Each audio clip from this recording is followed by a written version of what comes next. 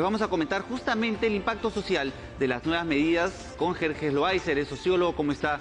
Muy buenos días, bienvenido al programa, doctor Loaiza. Rápidamente de mi parte, el impacto social de regreso a una cuarentena focalizada, porque más allá de lo anecdótico que puede significar, por ejemplo, la compra del papel higiénico que se da nuevamente, da la impresión de que estamos volviendo a la misma situación de hace un año. ¿Cuál es el impacto que esto tiene en los peruanos? El impacto es muy grande porque hay una sensación de retroceso, una sensación de que lo avanzado, el tiempo, el sacrificio que se ha desarrollado ha sido en vano. Si es que ha sido nulo, en todo caso ha sido muy doloroso todo lo que se ha pasado, porque no hay una contraprestación en torno al esfuerzo que se ha desarrollado. Si bien es cierto, no todos han desarrollado el mismo esfuerzo, si bien es cierto, no todas las personas han terminado obedeciendo los protocolos, hay una sensación generalizada muy negativa en torno a lo que hay que volver a hacer. Entonces hay un sentimiento de retroceso y a su vez hay un sentimiento muy crudo de sentir que hay una incertidumbre frente a lo que se viene en adelante. No sabemos qué pueda suceder. Justamente una razón de ello es que se compre tantas cosas sin que ni siquiera sean necesarias. Hay un sentimiento de incertidumbre muy grande. Claro, y tal vez acaparar nos ayuda a aliviar ese sentimiento de incertidumbre. Por lo menos tengo los anaqueles llenos en casa, ¿verdad? ¿Cómo se explica la situación que vemos en las calles de personas que, a pesar de estar enfrentando una segunda ola, de haber visto que la primera ola fue grave, de haber tenido familiares cercanos que han fallecido, los hospitales colapsados, continúan tomando esto a la broma, no usan la mascarilla y no respetan las medidas? ¿Qué explicación podemos darle?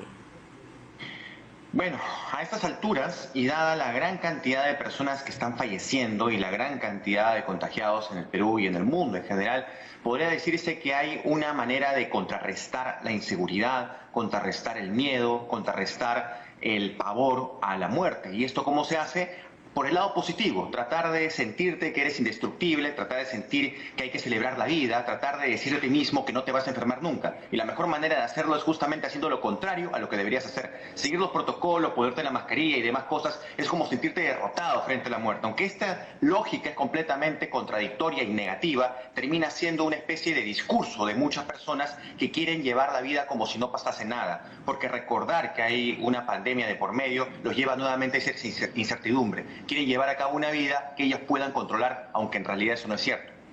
Ayer, entre las medidas que se anunciaban, dentro de las más duras, ya con las precisiones, era que aquellos que desacaten estas medidas de bioseguridad no se harán acreedores del bono, no podrán hacer trámites en instituciones del Estado y se les restringe una serie de derechos precisamente por haber atentado contra la vida de esta naturaleza.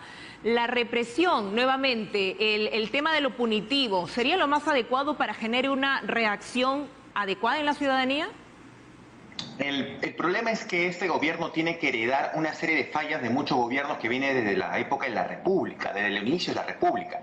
Y este problema radica en la represión. O sea, nunca se ha querido hablar, conversar, dialogar, deliberar con la población. La población no ha formado parte de la construcción del Estado, de su gobierno, de sus constituciones. Muy por el contrario, todas sus leyes, legislaciones y normativas se han hecho al amparo de determinadas ambiciones. Entonces, el hecho es que ahora, en este momento, estamos viendo las consecuencias de ello, que la población hace caso omiso o no le interesa lo que el Estado le exija en la medida que eso no se corresponda con su seguridad mental, con su paz espiritual. Entonces, el hecho de actuar con esta represión podría decirse que es lo único que podemos hacer frente a esta situación, pero hay que recordar que objetivamente las personas nunca actúan, muchas veces actúan de una manera emocional y por más que sepa que no le van a dar bono, por más que sepa que le van a poner multa, igual van a actuar de la misma manera porque quieren tratar de contradecir esa sensación de incertidumbre y de inseguridad y de miedo a la muerte. Por eso es que vemos ello, ¿no? Claro, señor Jerjes, guardando las distancias y el contexto en Europa, concretamente en Holanda, se ha visto que ha salido gran cantidad de personas a las calles a mostrarse en contra de las medidas de cuarentena focalizadas, ¿no? de medidas que de cierta manera recortan sus libertades frente a una pandemia. Y aquí en el Perú ya empiezan a haber algunos grupos que hacen un llamado, algunas manifestaciones en contra de las medidas de una cuarentena focalizada. La libertad, ir contra la libertad, pero salvaguardando las libertades individuales, salvaguardando el colectivo. ¿De qué manera generan estas reacciones? ¿Se puede dar en el Perú también esto? completamente distinto, sí, salvando las diferencias, evidentemente. Estamos hablando de libertades negativas. Hay libertades positivas y negativas. Las libertades negativas son aquellas en las cuales yo puedo actuar sin intermediación de nadie, en las que puedo hacer lo que yo deseo en mi ámbito privado. Entonces, desde no poder salir, obviamente, el hecho de llevar un tapaboca o seguir protocolos, siento que se restringen mis libertades negativas, es decir, mis libertades en los ámbitos más privados. Entonces, en Europa y en estos espacios, lo que existe es una necesidad de exigir estas libertades en la medida que uno decide cómo llevar su vida. Si yo quiero llevar mi vida en torno a un posible contagio, la llevaré, pero no tiene por qué restringir esta existencia. Yo prefiero llevar una vida con el peligro como tal a llevar una vida restringida por una serie de protocolos que me preocupan. Acá en el Perú es muy distinto, muy diferente, porque acá lo que se quiere es llevar una vida debido a la informalidad económica, debido a una serie de inseguridades económicas, se quiere llevar una vida como fuere, porque en realidad la única manera de sobrevivir no solo es mentalmente, sino también económica y materialmente. Creo que las condiciones son muy distintas, pero también seguramente habrá ese tipo de discursos. Bueno, esto era previsible, ¿verdad? Hemos visto que en otros países ya están incluso en tercera ola y sabíamos que eventualmente iban a volver las restricciones porque con o sin vacuna los plazos no daban, ¿verdad? Para que la pandemia esté totalmente de salida. ¿Qué explica tal vez la reacción negativa de algunos sectores que se resisten a aceptar estas nuevas medidas y estas nuevas disposiciones en nuestro país? Bueno, como lo decía, seguramente hay grupos de personas que se resisten a estas medidas porque te llevan a un retroceso, te llevan a una inseguridad, te llevan a una incertidumbre. Entonces, lo que se trata de hacer es contrarrestarla mediante la alegría de la vida, mediante la alegría de vivir, mediante las seguridades de que no me va a pasar nada. Entonces, si yo estoy seguro de que no me pasa nada, pues no me tiene que pasar nada. La enfermedad está en tu cabeza. A eso se le suma una serie de pensamientos que se hacen cada vez más grandes en redes sociales o se hacen más grandes entre pares, que se señala que se está tratando de convencer de una suerte de terror. Se están multiplicando cifras que no son ciertas, los medios de comunicación están tratando de asustar a la gente de una serie de formas para convencerte de que esa enfermedad o no existe o es inofensiva. Entonces, por un lado está eso, y por otro lado, por supuesto, está la informalidad, la necesidad y la urgencia de muchas personas que tienen que enfrentar el día a día y no tienen las suficientes herramientas para poder lograrlo. Me refiero a que no tienen un baño cerca, me refiero a que no se pueden seguramente lavar las manos, me refiero a que seguramente no pueden estar constantemente con el tapaboca, me refiero a una serie de cosas que deberían tomarse en consideración, pero las herramientas que tienen no son las suficientes y tal vez lo pudieran hacer si tuvieran mayores facilidades. Entonces yo creo que hay un poco de los dos aspectos, ¿no?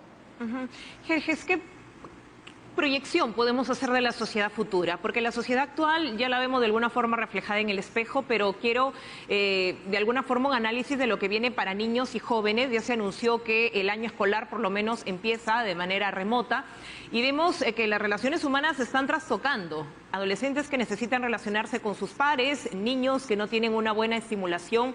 ¿Esto podría tener un impacto en una sociedad futura? ¿Lo vamos a ver de aquí a una década quizás?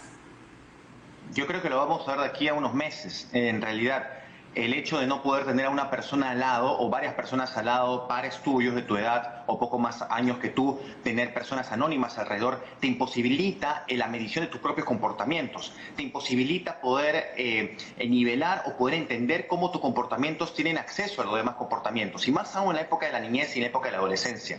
Al no tener esto, en los próximos años, lo que se va a ver son comportamientos con una serie de rupturas o una serie de sentimientos muy encontrados con respecto a cómo entender quién soy o qué es lo que soy. Esta anécdota, entre comillas, anécdota de lo que esto puede representar a futuro, va a terminar teniendo una consecuencia muy grande en muchos adolescentes y niños. No todos por igual seguramente, pero hay muchas familias nucleares o hay personas muy aisladas que van a terminar teniendo consecuencias muy duras, y sus padres, sus hermanos mayores, van a tener que saber tienen que entender cómo lidiar eso.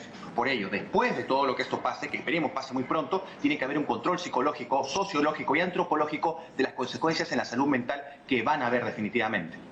Bien, Jerjes, muchas gracias por la información. Sin duda estamos aún en un proceso de adaptación constante frente a una situación compleja, no solo en el país, sino también en otros continentes, como hemos visto. Le agradecemos por la información y de esta manera terminamos Café con Noticias, haciendo un llamado también a la solidaridad, a luchar juntos contra la COVID-19. Unidos tenemos que hacer que esta cuarentena sea más breve y eso depende de nosotros como peruanos trabajar para ello. Muchas gracias por acompañarnos. Nos reencontramos mañana en Café con Noticias.